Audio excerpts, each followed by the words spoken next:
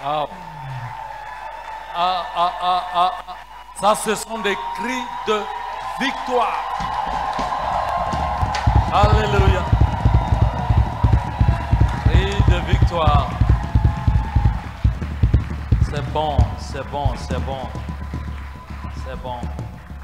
Amen. Allez, dis à celui qui est à gauche et pas à droite, tu es béni aujourd'hui. Tu es vraiment béni. Non, il n'a pas compris. Répète, tu es béni.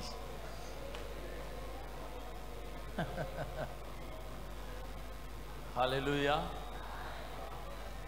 Alors je crois que on va couronner ces moments de joie par la parole de Dieu. Alors que nous sommes debout, nous allons prendre la Bible. Si vous n'avez pas la Bible, on va projeter là-bas 2 Chroniques chapitre 20. Merci les amis, vous êtes magnifiques, vous êtes formidables. Je vous ai vu bien chanter, danser. Il y a même des personnes qui ne dansent pas beaucoup, mais qui ont dansé aujourd'hui. C'est formidable. 2 Chroniques chapitre 20.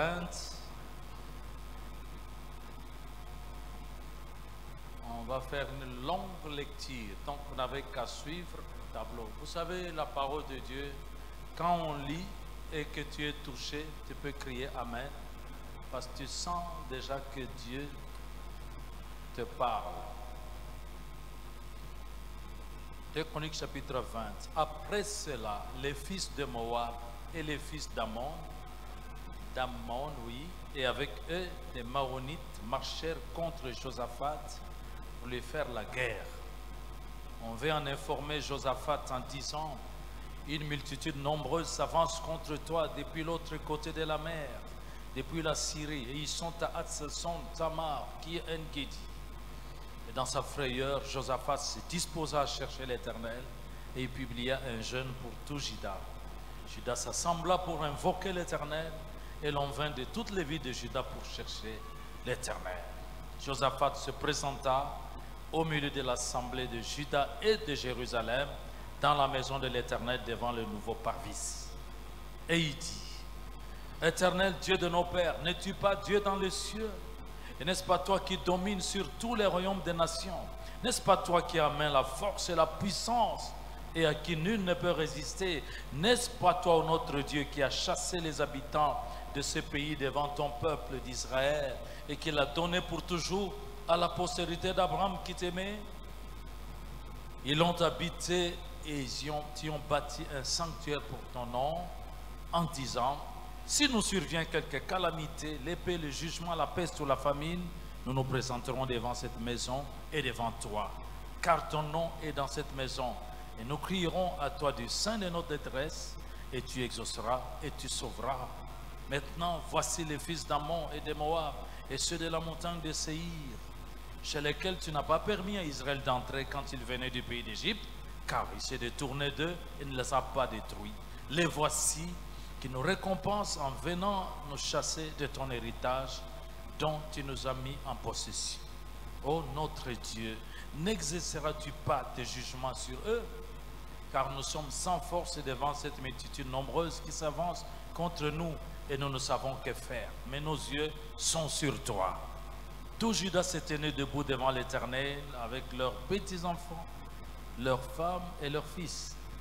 Alors l'Esprit de l'Éternel saisit au milieu de l'assemblée Jacaziel, fils de Zacharie, fils de Benaja, fils de Jéel, fils de Matania, lévite, d'entre les fils d'Asaph. Et Jacaziel dit: soyez attentifs, tout Juda et habitants de Jérusalem, et toi, roi Josaphat.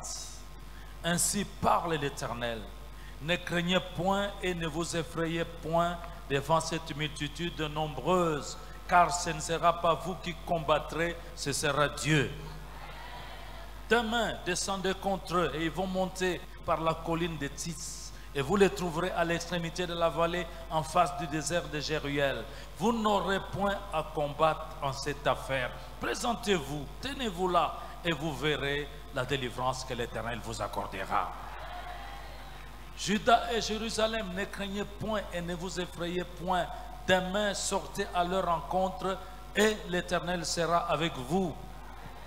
Josaphat s'inclina le visage contre terre, tout Juda et les habitants de Jérusalem tombèrent devant l'Éternel pour se prosterner en sa présence. Les Lévites d'entre les fils de Kéatites et d'entre les fils de Coréites se levèrent pour célébrer d'une voix forte et haute l'Éternel, le Dieu d'Israël. Alors le lendemain, ils se mirent en marche de grand matin pour le désert de Tekoa. À leur départ, Josaphat se présentait et dit: écoutez, Juda et habitants de Jérusalem, confiez-vous en l'Éternel votre Dieu et vous serez affermis. Confiez-vous en ses prophètes et vous réussirez. Puis, d'accord avec le peuple, il nomma des chantres qui, revêtus d'ornements sacrés et marchant devant l'armée, célébraient l'Éternel et disaient: louez l'Éternel, car sa miséricorde durera toujours. Et au moment où l'on commençait les chants et les louanges, l'Éternel plaça une embuscade contre les fils d'Ammon et de Moab et ceux de la montagne de Séhir qui étaient venus contre Juda, et ils furent battus. Les fils d'Ammon et de Moab se jetèrent sur les habitants de la montagne de Séhir pour les dévouer par interdit et les exterminer. Et quand ils en eurent fini avec les habitants de Séhir, ils cédèrent les uns les autres à se détruire. Et lorsque Juda fut arrivé sur la hauteur d'où l'on aperçoit le désert, ils regardèrent du côté de la multitude et voici, c'étaient des cadavres étendus à terre et personne n'avait échappé. Nous acclamons pour la parole de Dieu. Yes, vous avez raison, asseyez-vous. Je vais intituler ce message « Comment remporter de grandes victoires ». Comment remporter de grandes victoires. Vous savez, ce texte-là, les chrétiens, nous le connaissons. Nous aimons beaucoup le prendre. Vous savez, nous donnons beaucoup de titres. La puissance de la louange, ainsi de suite. Aujourd'hui, j'ai estimé qu'il est bon, en ce temps que nous passons, de pouvoir revenir sur ce texte. La vie chrétienne, c'est une vie de combat, c'est clair.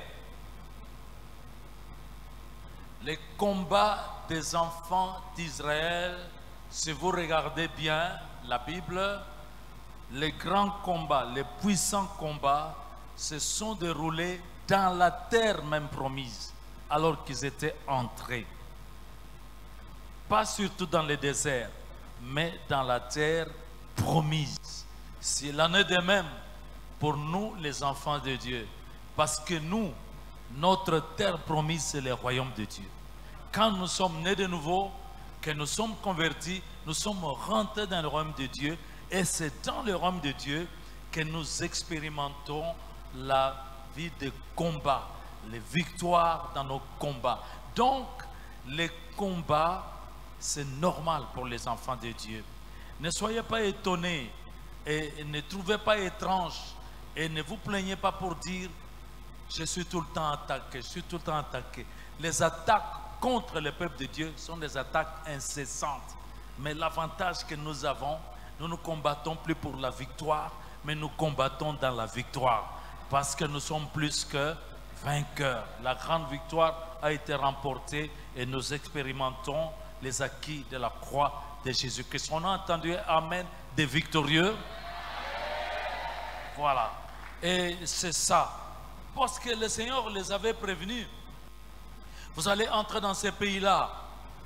C'est un pays déjà occupé par 7 nations plus puissantes, plus nombreuses que vous, des armées plus puissantes. Mais ce que vous ferez, vous allez les combattre, vous allez les chasser. Vous allez chasser les Cananéens, vous allez chasser les Girgasiens, vous allez chasser les Jébusiens, les Étiens, ainsi de suite.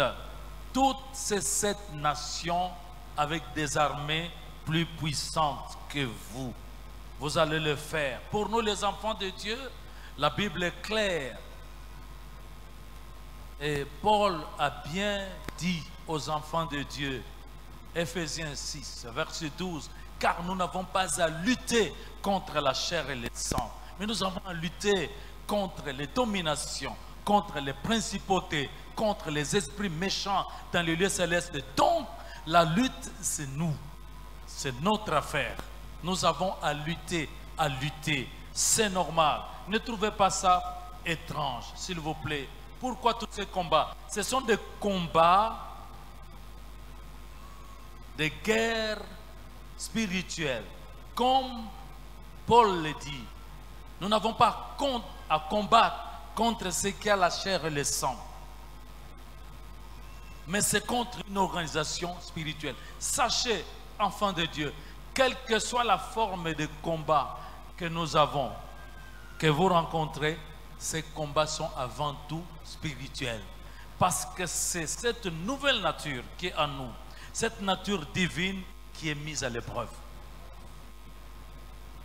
Et Paul a dit à Timothée, combat le bon combat de la foi.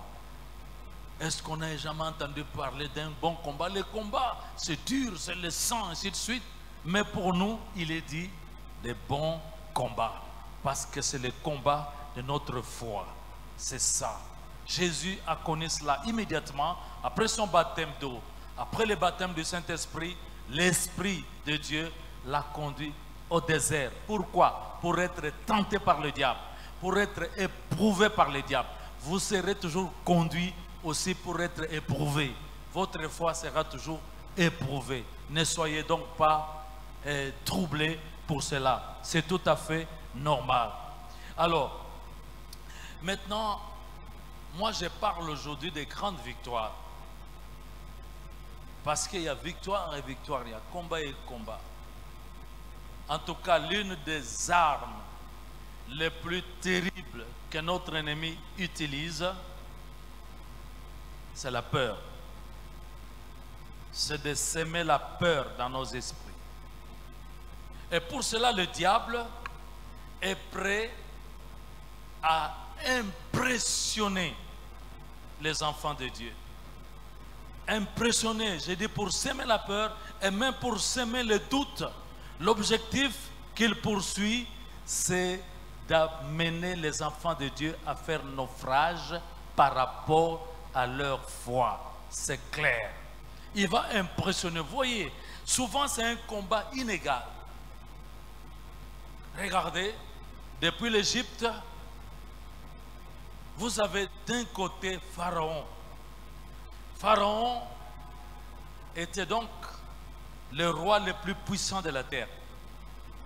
Parce que l'Égypte était la nation la plus puissante de la terre. Et il avait l'armée la plus puissante. L'armée des Égyptiens.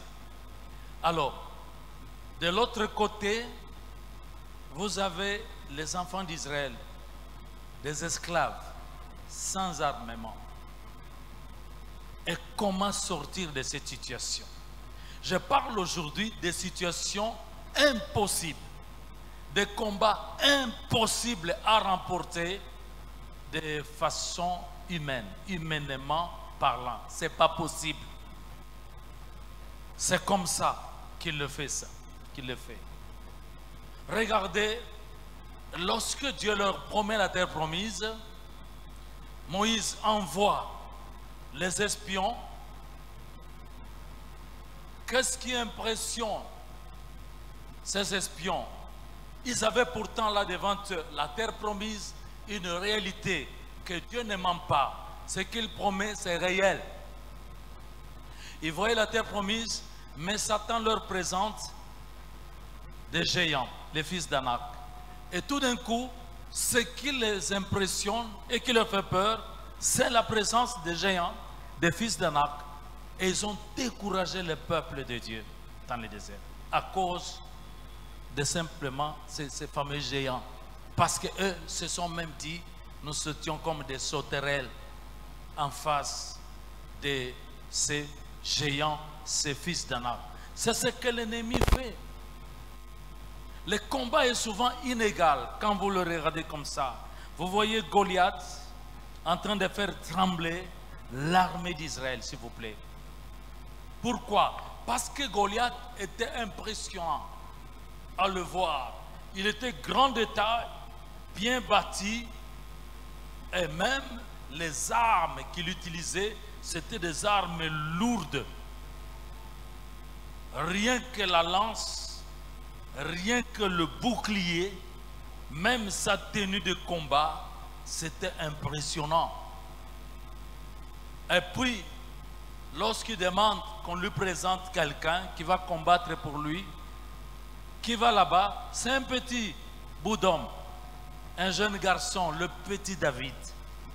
Alors remarquez que Goliath a même méprisé David. Qu'est-ce que vous voulez me faire? C'est venir vraiment, c'est pas possible, c'est comme pour m'insulter. Pourquoi vous me donnez ce bout d'homme?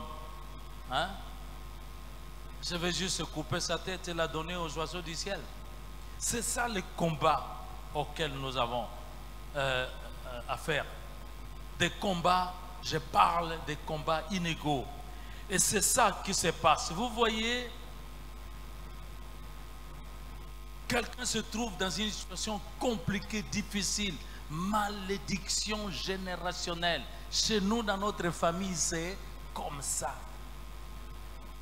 Et comment sortir de cette situation et faire l'exception? C'est souvent compliqué.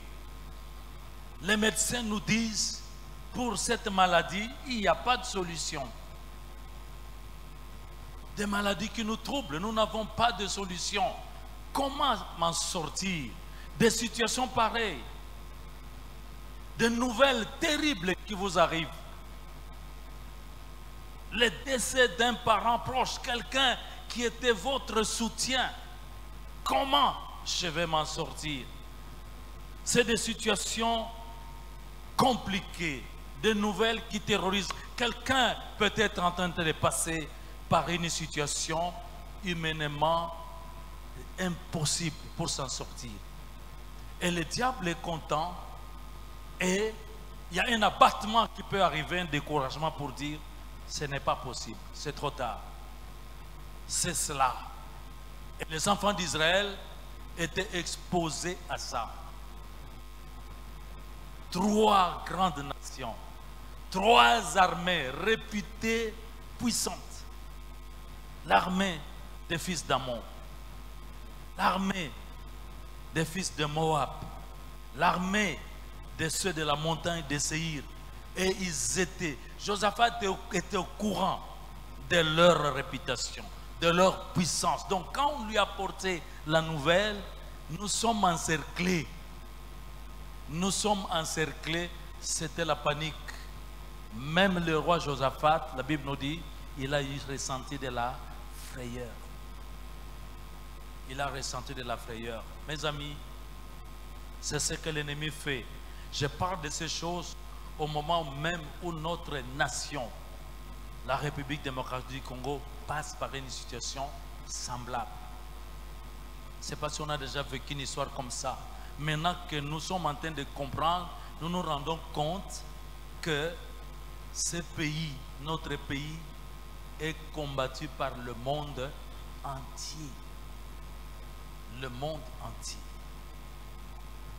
C'est incroyable. Quand même tout le monde connaît désormais la vérité, personne ne vient au secours de notre nation. Nous sommes un de quelques, je ne sais pas s'il y en a 2 ou 3 seulement, de pays dans ce monde entourés de 9 voisins. Entourés de 9 voisins. Pas de voisins amis. Et parmi ces voisins, nous en avons 1 et 2 peut-être qui sont obsédés par le massacre des Congolais. Qui prennent plaisir, qui se moquent même de nous. Pourquoi? Parce que, objectif, notre pays est convoité. Notre pays est tellement convoité. Maintenant, nous le savons, nous le disons. Peut-être on entendait souvent, mais de plus en plus, nous sommes en train de réaliser petit à petit l'énormité des richesses qu'il y a dans ce pays. C'est trop. Tout ce que vous pouvez imaginer comme minerais, matière, du sous-sol. Pour ceux qui ont fait la chimie, la biochimie, c'est pas moi. Nous avons étudié les tableaux de Mendeleïev, c'est ça, hein? De Mendeleïev. Là, on cite tout ce qu'il y a comme métaux, matières. Mais on découvre que dans ces pays, il y a même des métaux, des matières qui n'ont pas été signalées dans ces tableaux-là. Quelqu'un pouvait pousser un cri de joie pour voir que ce n'est pas possible. C'est ça la réalité de notre pays. C'est ça la réalité. Nous voyageons, je vous assure, c'est vrai, les gens ont construit.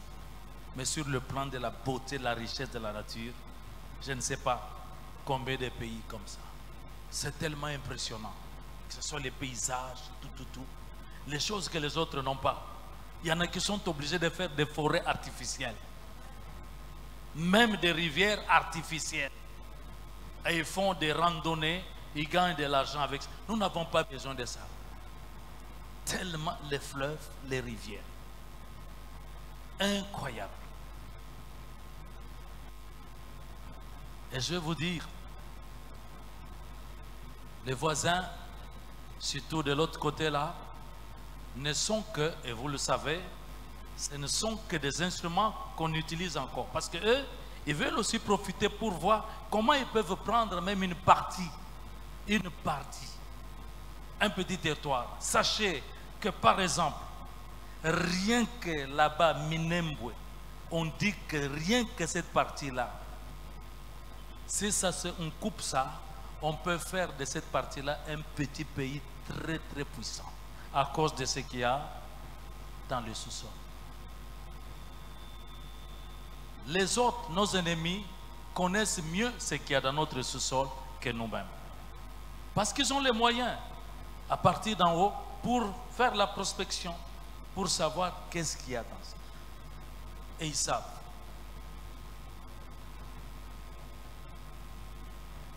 Les deux voisins ou les voisins, ils sont à la solde des grandes puissances.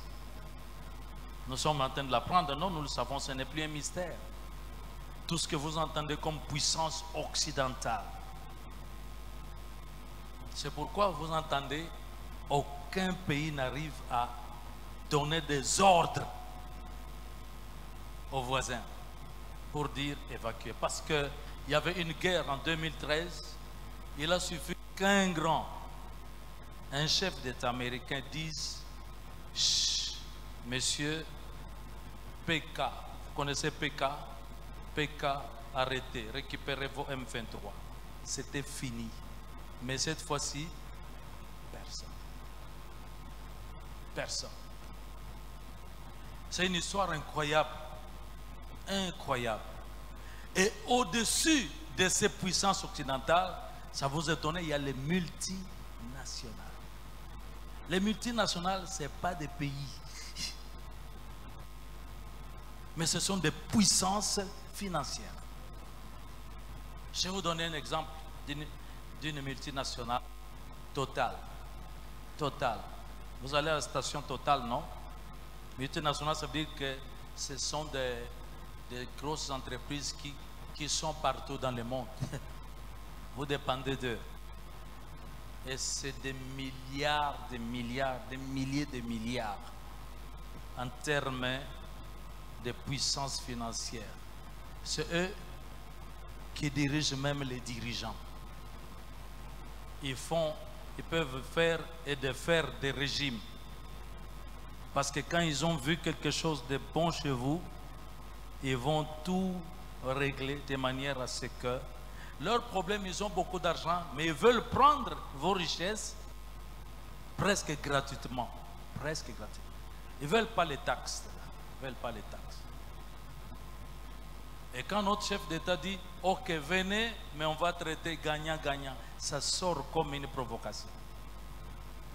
Quel gagnant-gagnant? Quand ils viennent, ils voudraient prendre les 95% et vous donner 5, si vous avez un peu de chance. Nous avons encore un grand ennemi. Il s'appelle ONU. ONU, Nations Unies. C'est Nations Unies. Normalement, ces gens ont pour mission d'amener la paix, sauf chez nous. Il faut que nous sachions, nous devons parler de ces choses même dans les églises. Très important. Parce que, vous savez, aujourd'hui, les gens, même ceux qui veulent diriger, ils ont l'œil sur les églises. Parce que c'est ici que se trouvent les électeurs. Nous sommes les faiseurs aussi de ces gens-là. Ceux qui votent des lois. Mais nous devons être bien informés. C'est seulement dans ces pays qu'on a vu les forces de l'ONU en train de massacrer les populations qu'ils sont censés protéger. Ici. C'est incroyable. Mais puisqu'ils aident les autres à prendre les richesses, parce que leurs véhicules servent de transport de nos minéraux, donc même si les autres bombardent un hélicoptère, il n'y a pas de problème.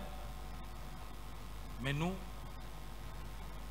c'est pourquoi, mes chers amis, vous pouvez entendre des réclamations, parce que nous sommes loin ici. Ceux qui vivent là, ils vivent des choses incroyables. Ils ne veulent pas de l'ONU. Et on leur dit, il faut que vous partiez. Mais ils ne veulent pas partir.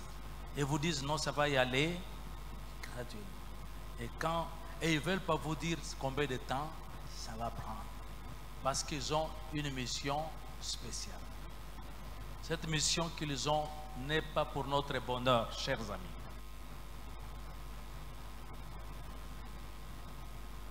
Nous sommes pleins d'ennemis. On a plein d'ennemis. Malheureusement, les ennemis encore les plus dangereux, ce ne sont pas les étrangers. Ils ne sont pas dehors, mais ils sont dedans, dans le pays. C'est ce que nous sommes en train d'appeler les infiltrés, les traîtres. Ils sont partout. Malheureusement, ils sont un peu dans toutes les structures. Donc la situation est complexe. On se dit comment on va s'en sortir.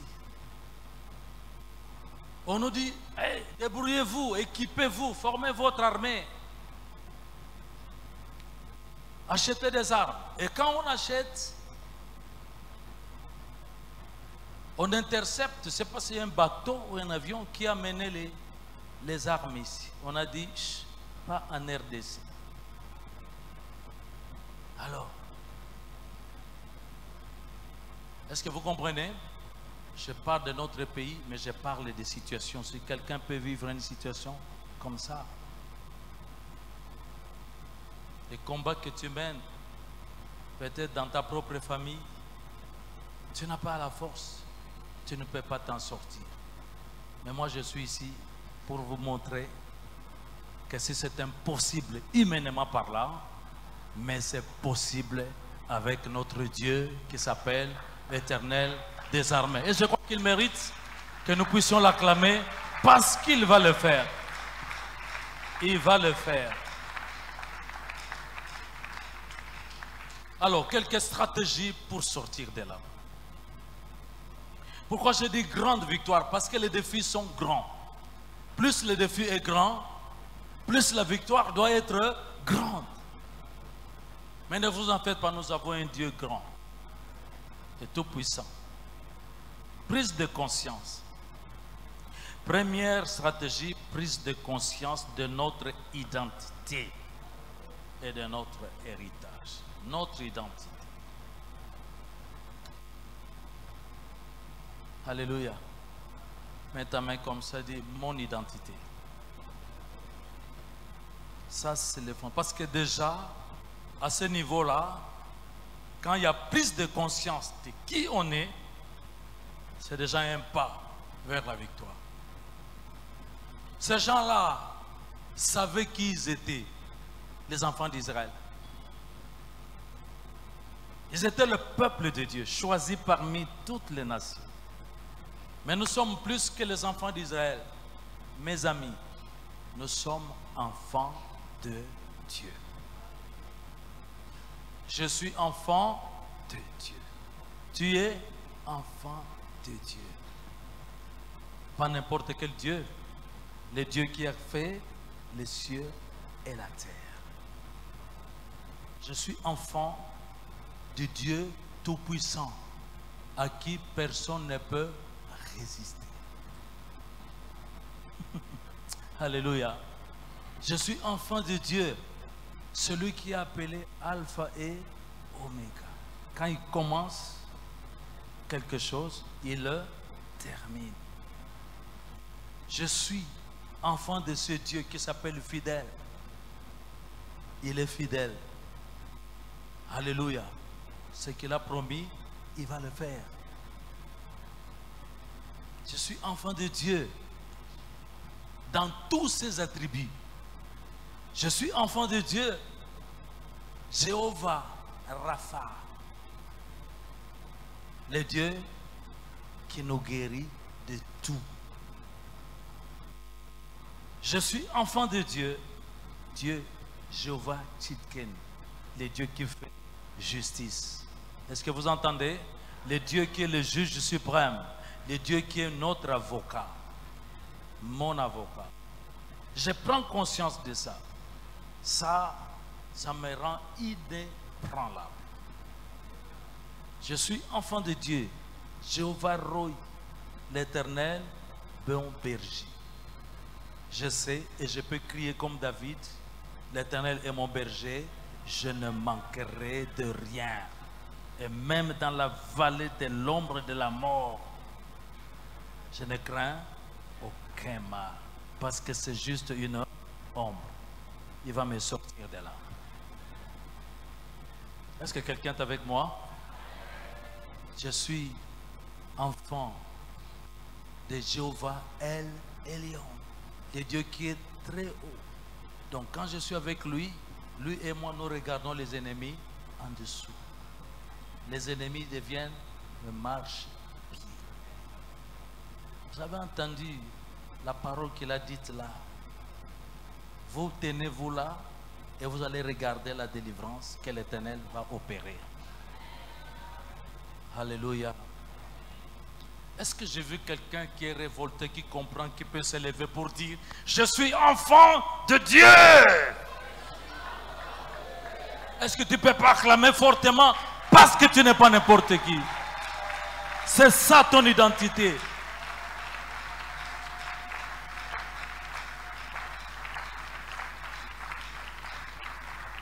Alléluia. Je suis plus qu'un fils d'un chef d'État ou d'un roi.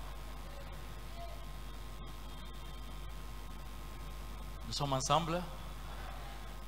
Je suis l'enfant de l'Éternel Dieu des armées, qui gagne toujours. Il gagne toujours.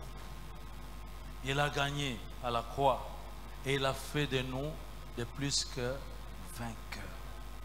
Donc quand je retrouve mon identité, les problèmes, la montagne, les ennemis, ça ne me dit plus rien du tout. Parce que si Dieu est pour moi, qui sera contre moi? C'est-à-dire qu'il va me résister. RDC, si Dieu est pour toi, qui sera contre toi? Ils peuvent, le monde entier. Israël même d'aujourd'hui a toujours été entouré par des ennemis. Toujours. Mais allez chercher la guerre à ces petits peuples-là. Petits. Les petits. C'est pourquoi je vais vous donner un conseil. J'entends parfois un langage. On sous-estime l'ennemi parfois par la petitesse de la surface. Attention. Israël, c'est tout petit. Mes amis, il ne faut pas les provoquer. Dès que vous provoquez, la réponse est fulgurante. Pourquoi? C'est le peuple de Dieu. Nous, on peut être petit là. Tout le monde peut se moquer de nous. Mais si Dieu est au milieu de nous, l'espérance de la gloire, de la victoire. Ah, cet amen-là, ça ne sort pas des Congolais. Alléluia.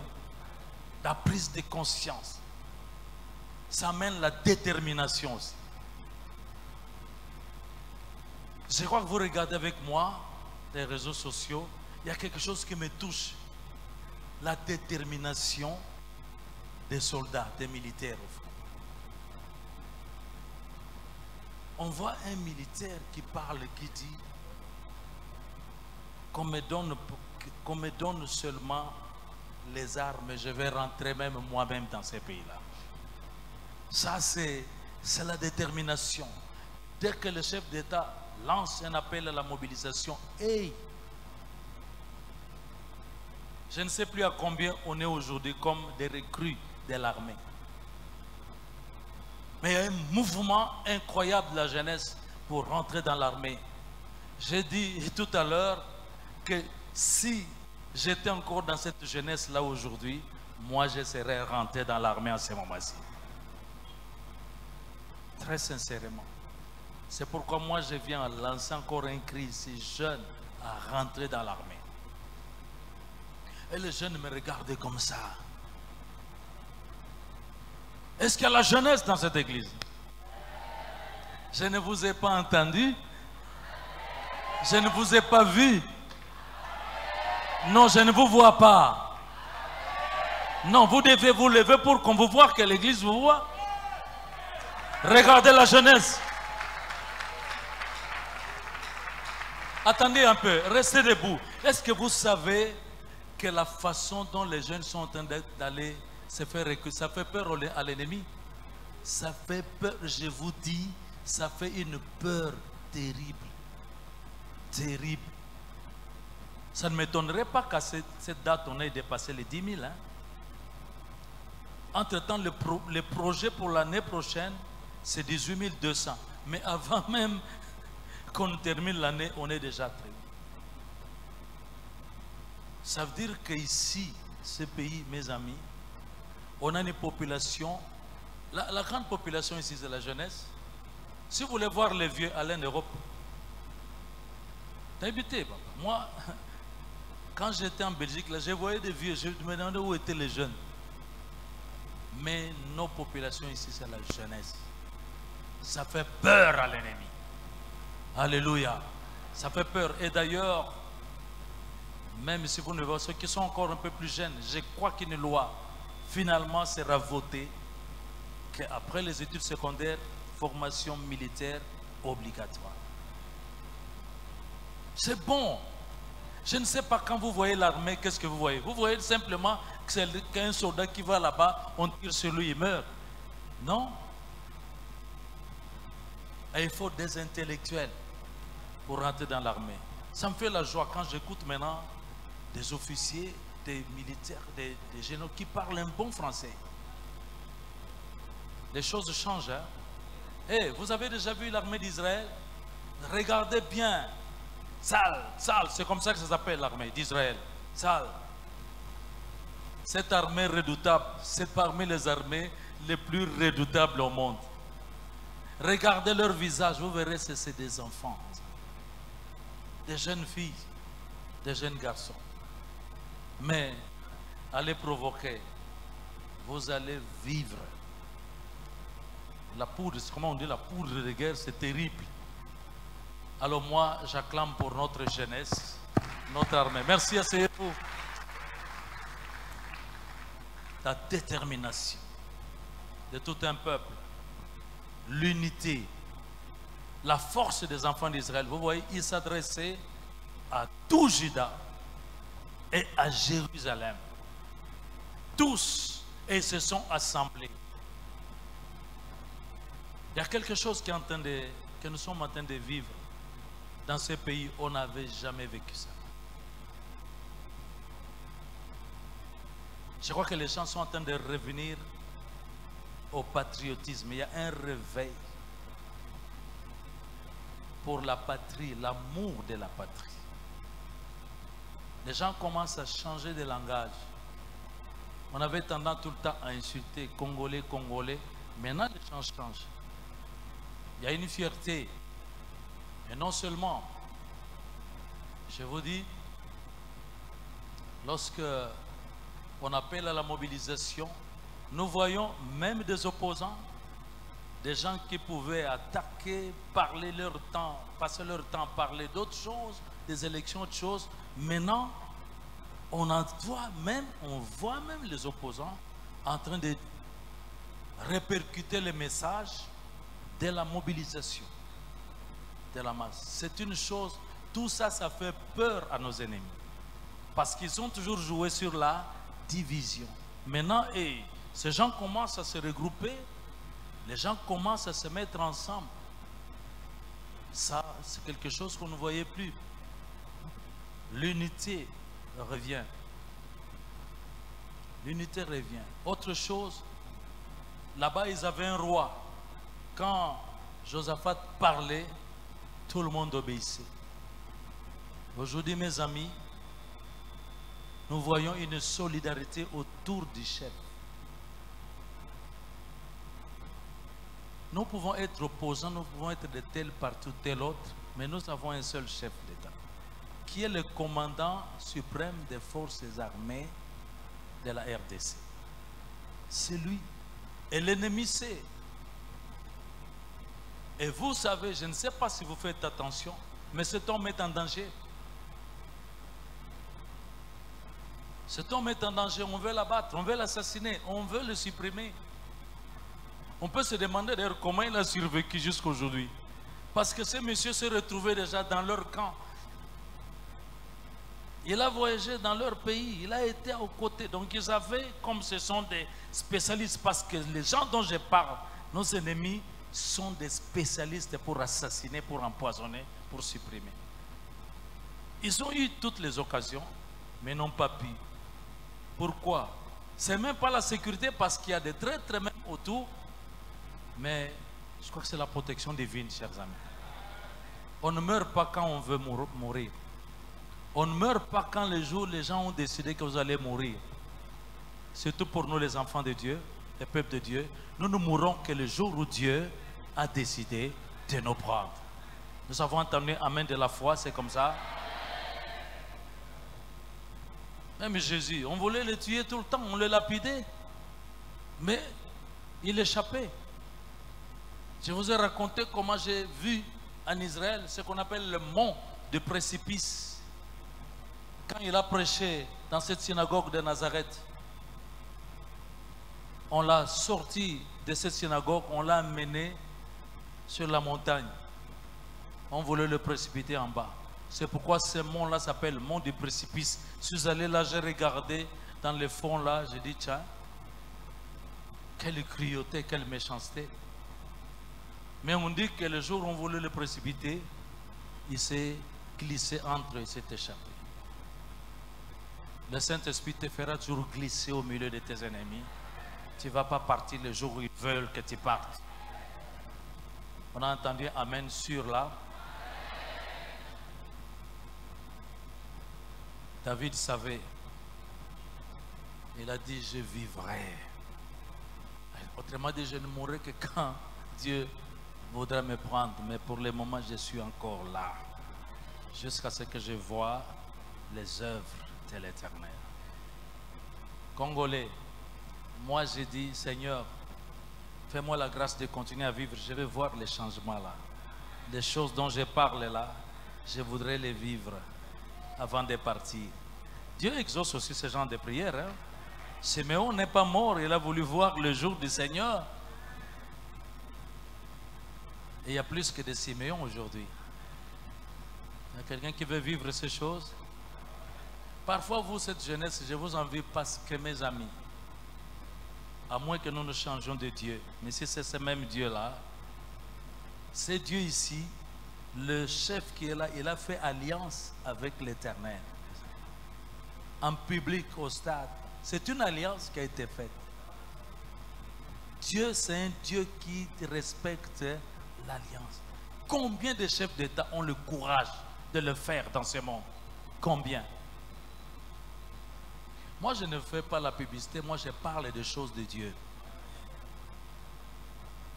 Oui, je n'occupe pas de postes politiques. C'est pour les politiciens comme Papa Jean-Paul. Mais je suis un citoyen de ce pays. Alléluia. Mes amis, je voudrais entendre ceux qui veulent vivre et voir les œuvres de Dieu dans notre pays avant de quitter.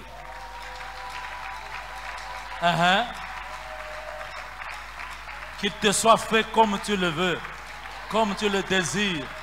Dieu exauce ce genre de prières. Dieu exauce ce genre de prières. Maintenant, deuxième stratégie. Deuxième chose. Après avoir pris conscience de ton identité, sache, mon ami, même quand tu vas sortir d'ici, quand tu marches, tu es enfant de Dieu. Parce que l'ennemi voudrait te faire douter de ton identité. Tu ne dois jamais douter de ton identité. Tu dois porter le casque du salut. Casque du salut. Je suis, c'est écrit, je suis sauvé. Je suis enfant de Dieu. En passant, avant de passer, vous savez que l'ennemi sait reconnaître les enfants de Dieu. Et un magicien a témoigné, on était encore à l'époque, c'est Nestor. Il a dit, quand nous entrons dans les églises, nous pouvons reconnaître qui est enfant de Dieu et qui ne l'est pas. Lui, il a dit, nous voyons toujours comme un cercle lumineux. Un cercle lumineux tout autour. Ils savent reconnaître. Parfois, toi-même, tu doutes de ton identité alors que l'ennemi voit qui tu es. D'ailleurs, beaucoup de provocations, ça prouve sur toi, ça prouve que tu es vraiment enfant de Dieu. Alléluia. Deuxième stratégie, la prière. La prière. Est-ce qu'on peut répéter la prière? La prière, c'est quoi? C'est invoquer Dieu. La prière, c'est quoi? C'est chercher l'Éternel. La situation était trop grave. Impossible. La situation fait trembler Josaphat. Et il s'est disposé à chercher l'Éternel. Pourquoi la prière? La prière, c'est notre expression de notre dépendance vis-à-vis de Dieu. La prière, c'est notre façon de pouvoir reconnaître que seuls nous ne pouvons pas, de reconnaître nos faiblesses, de reconnaître nos limites et de pouvoir dire à Dieu, là je suis dépassé, là je ne sais plus m'en sortir. Seigneur, mes yeux sont sur toi. Et il veut ça. La prière, c'est l'occasion, c'est le moment d'aller exalter ce Dieu. Il aime qu'on l'exalte. Parce que quand tu l'exaltes en esprit, avec foi, ce que tu dis, tu le vis, ah, le Seigneur est gonflé. Ah oui. Josaphat a commencé par exalter Dieu. Écoutez comment Josaphat prie. Et c'est cela, il aime bien commencer par ce temps de louange. C'est bon. Voici comment il prie. Éternel Dieu de nos pères. Donc nous sommes au verset 6. Éternel Dieu de nos pères, n'es-tu pas Dieu dans les cieux? Dis-lui ça. N'est-ce pas toi qui es le Dieu dans les cieux, qui règne, qui est au-dessus de tout, El Elyon? N'est-ce pas toi qui domines sur tous les royaumes des nations? Même en ce qui concerne notre pays, les nations peuvent s'assembler pour détruire la nôtre. Mais nous pouvons dire à Dieu, n'est-ce pas toi qui domines sur les nations? D'abord, la Bible dit, l'Éternel renverse les desseins des nations, des peuples. Tous les desseins, les projets qu'ils font contre nous, ils les renversent. Mais ce sont les desseins de l'Éternel qui subsistent de génération en génération. N'est-ce pas toi qui renverses même les malédictions générationnelles?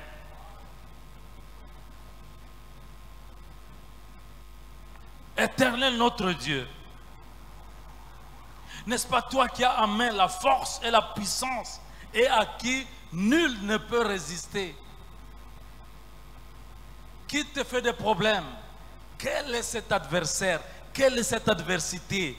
Seigneur, qu'est-ce qui peut te résister? Quelle difficulté? Quelle situation? Quel problème? Rien. N'est-ce pas toi, ô notre Dieu, qui as chassé les habitants de ce pays devant ton peuple Israël et qui l'a donné pour toujours à la postérité d'Abraham qui t'aimait? C'est l'occasion de lui dire ce qu'il a déjà accompli. C'est toi qui m'as ramassé. C'est toi qui as fait de moi ce que je suis aujourd'hui. Regarde ce que j'étais. Et puis, moi j'allais mourir. Tu m'as récupéré. Regarde les complots qui étaient faits contre moi. C'est toi qui m'as fait triompher. N'est-ce pas toi, ô Éternel? Regarde, n'est-ce pas toi qui nous as donné cette terre? C'est notre possession. Mes amis, nous avons comme héritage, c'est vrai, la vie éternelle, la vie en abondance. Nous avons comme héritage la santé. Parce que la Bible dit clairement, bien-aimé, je souhaite que tu prospères à tous égards. Et sois en bonne santé. N'est-ce pas toi? N'est-ce pas toi qui à la croix a pris tous mes péchés, mais aussi par tes meurtrissures, tu m'as donné la guérison. N'est-ce pas toi? N'est-ce pas toi? N'est-ce pas toi? Rentrons-lui ces paroles. N'est-ce pas toi qui as promis, peu importe la situation. Les promesses de Dieu sont notre héritage aussi. Alors, voici, il dit ceci: ô notre Dieu, n'exerceras-tu pas tes jugements sur eux? Le temps de prière, c'est l'occasion d'accuser nos ennemis devant Dieu. Devant Dieu, nous pouvons les accuser. Parce que Satan, lui, nous accuse devant Dieu. Mais nous avons toujours un ange, un avocat auprès de notre Père. Jésus est là. Pas de problème de ce côté-là. Mais nous devons l'accuser. Nous devons accuser nos ennemis. Regarde ce qu'il me fait. Regarde ce qu'il me fait. Tu as entendu ce que l'autre a dit? Que moi, je ne me marierai jamais. N'est-ce pas toi qui m'as récupéré et qui m'a promis? N'est-ce pas toi? J'aime cette prière, car nous sommes sans force devant cette multitude nombreuse qui s'avance contre nous. Et nous ne savons que faire, mais nos yeux sont sur toi. Parce que nous, en RDC, qu'est-ce que nous avons en face de tous ces adversaires? Nous ne sommes rien devant eux. Mais nos yeux sont sur toi. Est-ce que Dieu parle à quelqu'un? Alors il dit ceci: tous Judas tenaient debout devant l'Éternel avec leurs petits enfants, ainsi de suite. Ça, c'est le temps de prière. Mais après, troisième point, le temps d'écouter la parole. Parce que la prière, nous parlons à Dieu, mais donnez-lui le temps de parler. Dieu parle. Chers amis, si tu n'as pas encore entendu parler Dieu, il faut lui demander de parler. Il faut qu'il parle. Parce que la prière, c'est un dialogue. Nous lui parlons et lui nous parle. Alors que je vous prêche, alors que je vous enseigne maintenant, je sais que Dieu est en train de parler à quelqu'un. Alléluia. Et quand il parle, vous allez voir comment il parle. Il va donner des paroles pour rassurer et ensuite il va donner des instructions. Toujours. Écoutez comment Dieu parle quand ils sont en train de prier. J'aime ça. Nous sommes au verset 15. Parce qu'ils étaient assemblés comme aujourd'hui. Prière, prière, et puis tout d'un coup, paf! Après la prière du roi, Dieu utilise quelqu'un. Parce que Dieu va toujours utiliser quelqu'un. Parce que nous sommes le membre du corps de Jésus-Christ. Écoutez ce qu'il dit. Et Jacques-Aziel dit, soyez attentifs tous Juda et habitants de Jérusalem, et toi, roi Josaphat, ainsi parle l'Éternel. Ne craignez point et ne vous effrayez point devant cette multitude nombreuse. Vous entendez? La parole de Dieu qui vient toujours quand on l'invoque, qui va dire, ne crains point, ne craignez point. Et il leur dit, ce n'est pas vous qui combattrez. Vous ne combattrez pas en cette affaire, mais c'est moi Dieu qui vais combattre. Quelle assurance! Quand nous ne pouvons plus rien, notre Dieu pourra tout. Quand tu ne peux plus rien, Dieu peut tout. Même en ce qui concerne notre pays, il faut une intervention divine, mes amis. Dieu peut modifier les choses. Et il dit ceci. Demain, descendez contre eux. Suivez un peu. Il dit demain, descendez contre eux. Ils vont monter par la colline de Tis. Et vous les trouverez à l'extrémité de la vallée, en face du désert de Jéruel. Est-ce que nous sommes ensemble? Il y a des instruments qui sont en train de jouer beaucoup là-bas dans la guerre. Dans les guerres d'aujourd'hui. Et même dans la guerre, donc notre guerre là-bas. Ce sont des drones. Quelqu'un sait ce que c'est le drone? Drone, montrez un peu la main. Drone. Donc je vois qu'il y en a aussi qui ne savent pas. Drone, c'est ce... On aurait pu prendre... on peut voir, monsieur Igor, tu vois un peu, tu tapes drone et puis on va voir le drone là-bas. Ces petits avions, c'est une forme d'avion, c'est des petits avions. Il n'y a pas de pilote, ça marche comme ça. Avec télécommande, ça monte, ça va. Et ça regarde tout. Parce que vous ne les détectez pas avec vos systèmes de radar. Vous ne détectez pas. Il peut venir la nuit, il est en train de filmer tout, il envoie directement les images. Alors, en ce moment-là, il n'y avait pas de drone. Or, il existait déjà les drones de Dieu. Alléluia. Le drone de Dieu a tout vu. Mon ami, en ce qui te concerne, sois tranquille. Le drone de Dieu connaît la position de tes ennemis. Le drone de Dieu sait où il se trouve. Le drone de Dieu voit. Je crois que vous avez suivi, dans notre guerre ici, jeudi, il y a eu beaucoup de lourdes pertes du côté de Rwanda. Mais comment c'est arrivé? C'est d'abord un travail de drones, n'est-ce pas? Les drones volent et prennent les renseignements et voient, oh là là, il y a un camion là de troupes, des camions de troupes qui viennent du Rwanda voisin qui sont en train d'entrer. Oh là là, il y a des armements. Ils donnent l'information là-bas. Et puis quand il a fini, nos fameux... Parce que les avions là sont en train de faire la terreur. Il y en a qui se demandaient, mais ça ne vole plus. Qu'est-ce qui se passe depuis que ça... Parce que tout ça c'est dans la stratégie. D'abord, vous ne savez pas où ça se trouve. Ensuite, quand les informations passent, quand ça va décoller, vous ne savez pas. Et puis ces histoires, c'est trop rapide. Je vous dis, quand il décolle, dans la deuxième minute, il est déjà sur Kigali.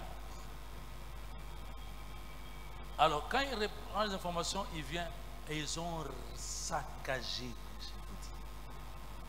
Et nous, on n'a pas voulu donner le nombre de morts parce qu'on n'a pas le temps d'aller les compter.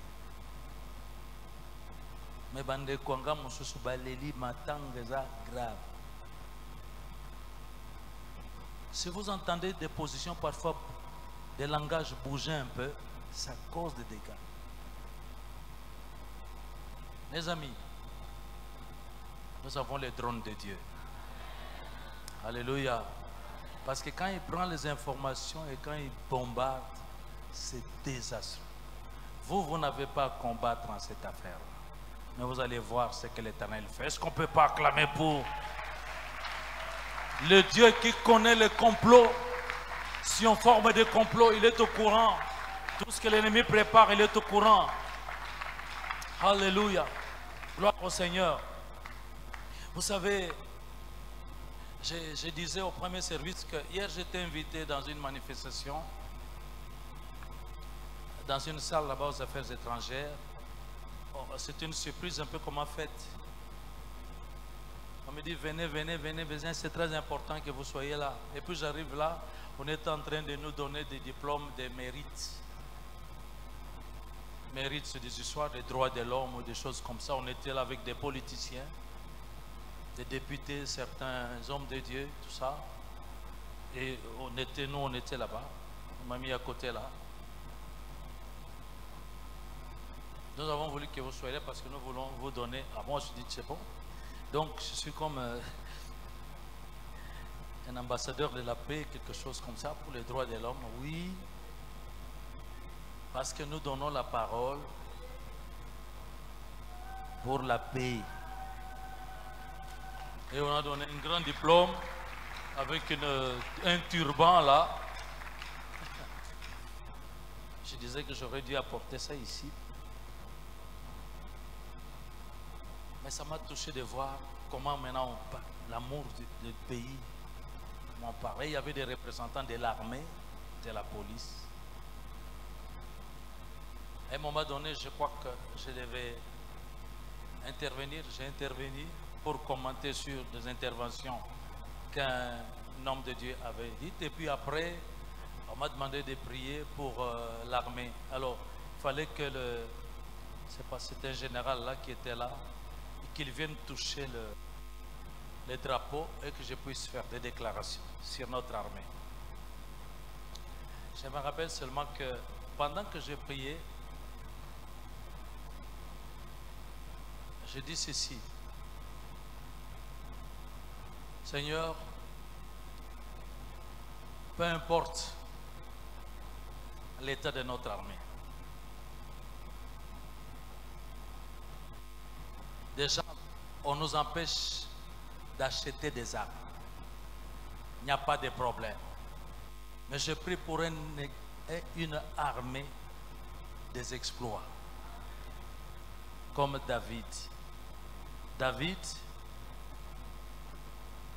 on a voulu lui donner les armes en question, qui viennent de l'Occident.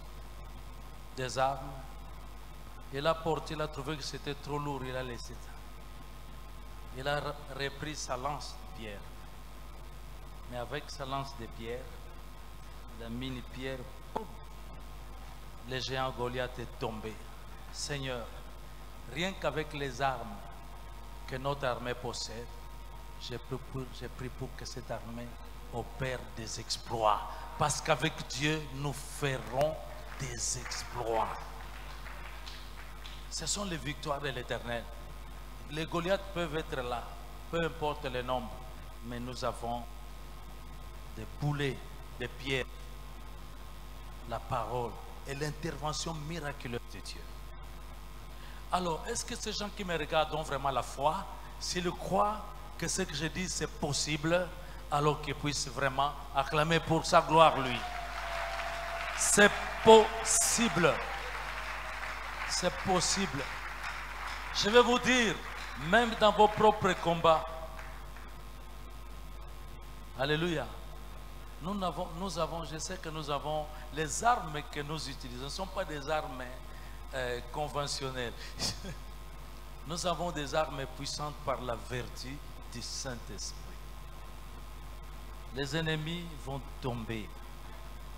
Ce que tu trouvais impossible à vaincre, mais ils seront vaincus avec Dieu. Si Dieu est pour nous, qui peut être contre nous? Alléluia.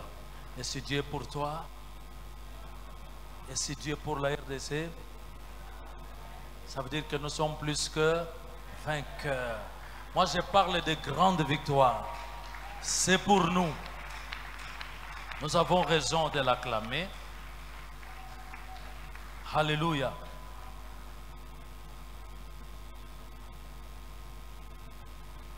Bien, j'ai parlé donc de la parole et nous sommes en train de chuter. J'ai parlé beaucoup aujourd'hui, hein? J'ai parlé beaucoup. Alléluia. Troisième ou quatrième? Quatrième, hein? Il y en a qui suivent. Quatrième et dernière. L'adoration et la louange. L'adoration et la louange. Ce qui m'étonne, c'est que Dieu a montré, il leur a dit, allez vous présenter. Mais on a mis la chorale devant, les chantres. J'ai bien regardé, c'est même pas Dieu qui leur avait demandé de mettre la chorale. C'est lui, Josaphat, en accord avec le peuple. Ils ont dit, d'abord les chantres. C'est une façon de mettre Dieu devant. Lui, c'est le feu dévorant. Alléluia. Et puis, la Bible dit que dès qu'ils ont commencé, et puis on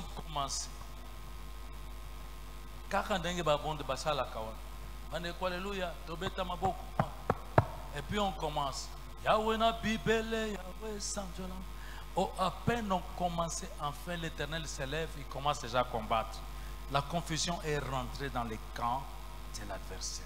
Mes amis, devant les combats, devant les difficultés, les choses qui nous attaquent, qui nous accablent, Satan veut que nous nous pleurions, que nous nous lamentions.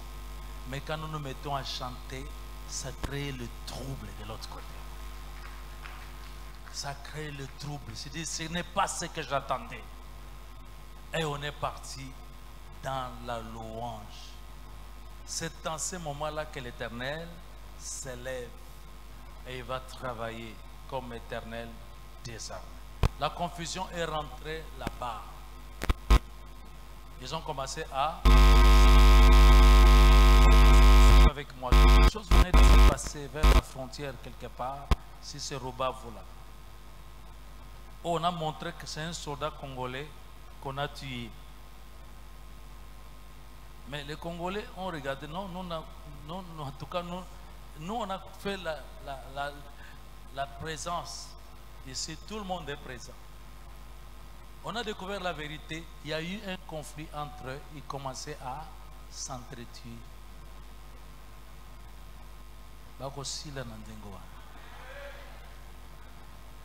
Alléluia. C'est bizarre. Je vous dis ça, ce n'est que le commencement. Pourquoi? Parce que de l'autre côté ici, jamais on a autant prié pour le pays et pour l'armée comme en ces temps-ci. On se moque de nous. Souvent, ces gens passent leur temps à prier, prier, prier. Ok. Mais il y a un temps où les prières commencent à peser et la balance pèse en faveur des prières. Ce temps-ci est très important. Quelque chose se passe. Alléluia. Ils ont loué, la confusion est rentrée, ils ont commencé à s'entretuer. Mes amis, on va se mettre d'accord. Est-ce que nous pouvons nous mettre d'accord ici, ensemble, avec les chorales, les chants, que nous allons d'abord chanter, que nous allons chanter, que nous allons louer. Le choral, est-ce que vous êtes d'accord? Bon, moi je vais ceci. Nous travaillons par la foi. Sache qu'au moment où tu as cessé de pleurer, que tu vas commencer à chanter, à louer, quelque chose va se passer déjà de l'autre côté. Dieu ne change pas. Il est le même hier, aujourd'hui et demain.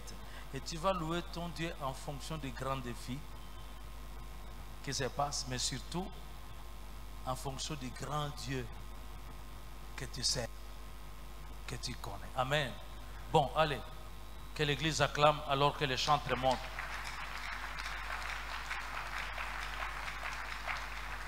Quelque chose se passe. Est-ce que tu peux prendre la main de ton frère, ta soeur?